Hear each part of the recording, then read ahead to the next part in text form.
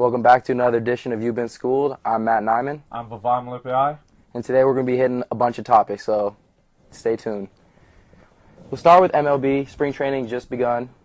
But the two biggest stories right now, Manny Machado and Bryce Harper. Manny Machado signs over a decade for $300 million down south in San Diego with the Padres. Mm-hmm. In your opinion, do you think he's sacrificing winning for money? In a way, yes. But I mean, that's $300 million. You know, not many athletes, especially at that level of playing baseball, gets offered that kind of deal. And at the end of the day, everybody has like a family. You know, everybody has people you got to take care of. So of course, I do think he has made a personal decision for himself that'll better his family and him. But he's an athlete and he's going to compete and he plays at a high level. So I feel like maybe he plays kind of a high level. He's on record saying he's not Joe Hustle. So I don't know if he's that big time of a player. But I get what you're saying. But you got somebody offered $300 million. Hard to turn down. Yeah, North American sports contract they don't just record. Offer that to anybody, you know what I mean? So I feel like he is going to compete wherever he goes, no matter where he goes.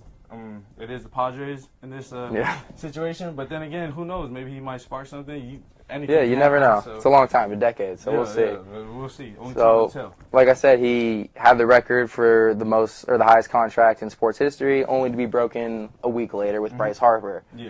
Came down to two teams for Harper, as I understand, Dodgers and the Phillies. He ends up signing in Philadelphia for 13 years, $330 million. Hard to even wrap my head around that kind of money, but he turned down the Dodgers offer of 4 years, $180 million. You think it was smart to take the $330 now instead of the $180 over 4 years? Yeah, personally, I'd take the guaranteed money. You know, you got the opportunity in LA with the Dodgers, of course, but then again, it's not guaranteed after that 4 years. You know, maybe he'll get an extension after that, but where he's going, he's got guaranteed money, and it is the biggest contract in sports. So there you have your answer. I mean, personally, I would have taken the 180 over 4 years. That's $45 million a year, and you're setting yourself up for a second contract over 200. So I don't know. It is LA. It's hard to turn down 330, but you know, once you see that on the paper, you got to sign.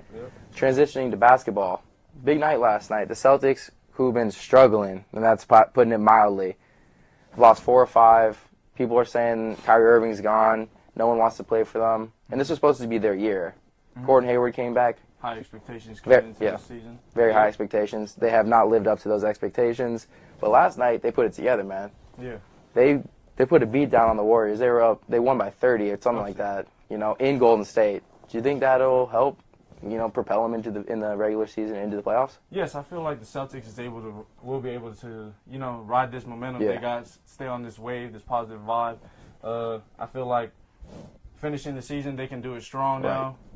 What better way to do it than defeating Golden State in Golden State, you know? Yeah, it's a statement win, maybe. Yeah, that's what I'm saying. You know, a lot of things can happen in sports, and I feel like they'll really ride this wave and go out strong and go into the playoffs with a good jump. So yeah, I think this could be the start of something big for them. So we'll keep an eye on that in the future. Transitioning out of soccer, big week, big 2 weeks. Champions League, you know, all the best teams in Europe competing to see who the best of the best is. You know, today we had a big one. Man U went into Paris, was losing, came back, won 3-1. They won the aggregate, they moved on, but it had some controversy. In the 93rd minute, they needed one more goal to win.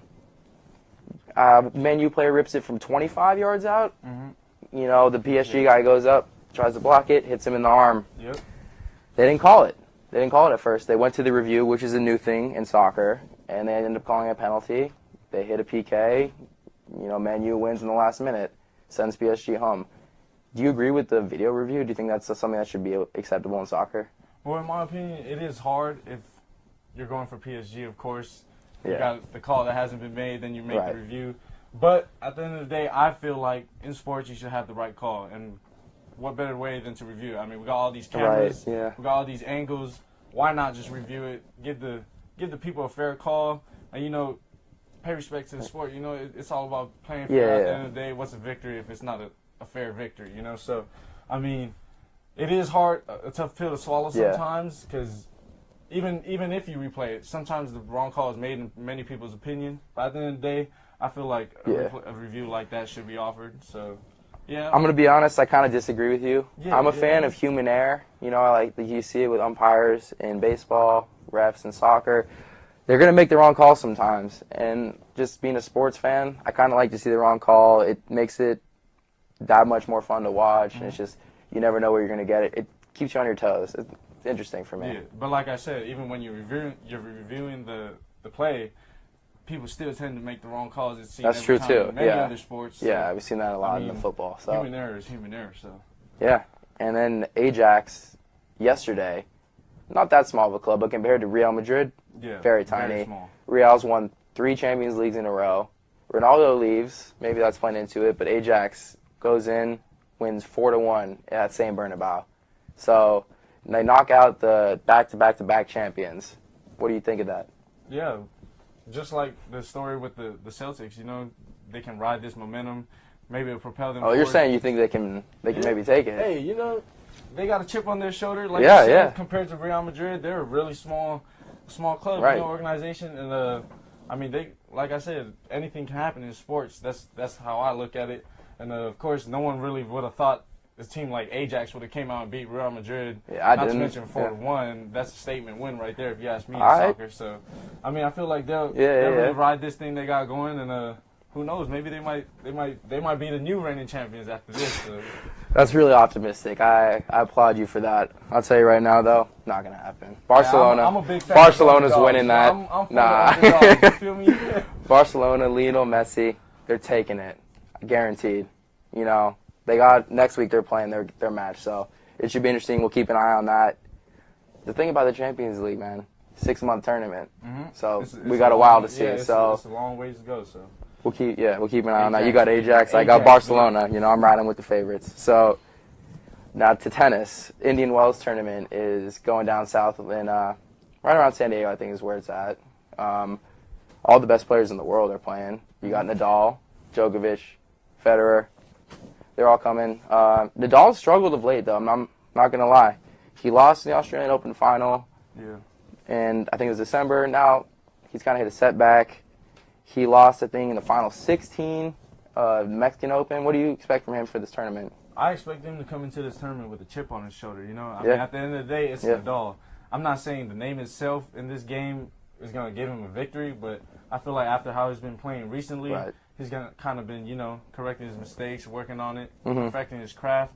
I feel like he'll come into this tournament with a chip on his shoulder and looking to win, of course. So. You know, Nadal's one of those guys that when he's hot, he'll steamroll anyone. Yeah, you know, he's an all-time great. He has like 16 major wins. It's pretty unbelievable. But when he's hurt, when he's cold, he doesn't look. He looks like a shell of himself. I feel like he's been on a cold streak for a minute now. So coming into this, I'm not saying like I believe in all these kind of different things that, but I'm just saying he's been on a cold streak.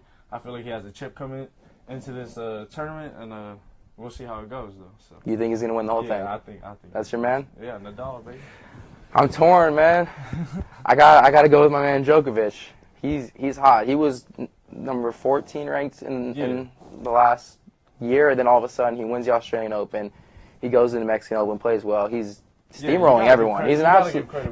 He's been balling. So I mean, he's looking like a 2014 self. Yeah, but at the end of the day, I feel like it's going to be a great tournament, great. Yeah, no, it was for sure. I'm just saying, you heard it here first. Ask me, Djokovic. All right. We'll see. And moving on to local news, USC women's water polo team. They're killing everybody, man. 17-0. They've everybody though. They look good, man. Here, they've been killing everybody. So you know, the defending champions. Coach Jovan, he knows what he's doing. He coaches the men's team too, who's champions as well. They got like 10 more games and then the tournament. You think they can go undefeated? Yeah, I do feel like they can go undefeated. You know, they beat Stanford, Cal, and in a sport like that, in any sport really, it's hard to beat a great team twice. But with the momentum they've had all season long, I feel like they'll really just steamroll through everybody. They have a great coach who knows what he's doing, team that's really bought into the culture and what they got going down there at USC. So I feel like, you know, they'll finish out the season strong and back-to-back champions again. So. Y'all, you think back-to-back, you're putting it down. So undefeated, back-to-back. That's your prediction? We'll see. I know they're going to Hawaii this week. Yeah. They're going. They don't got a spring break, unfortunately. They got to go spend the whole week down there training. Then they play Hawaii. You know, so it'll be interesting to keep an eye out for them. But You know, they're my neighbors too, those girls. So I'm expecting big things from them. I'll be in Hawaii at the same time. I might just go watch. Yeah, you got to go watch. Come on. Spring break. Yeah, make a little sign, say what's up. Yeah, you know, got to represent for the school. So. Yeah, come on. It'll be fun. Maybe I'll meet you out there. Maybe. Come on, man. Don't make statements and you know? Yeah, no, I got you. Well, that's all for tonight. Thank you very much for tuning in.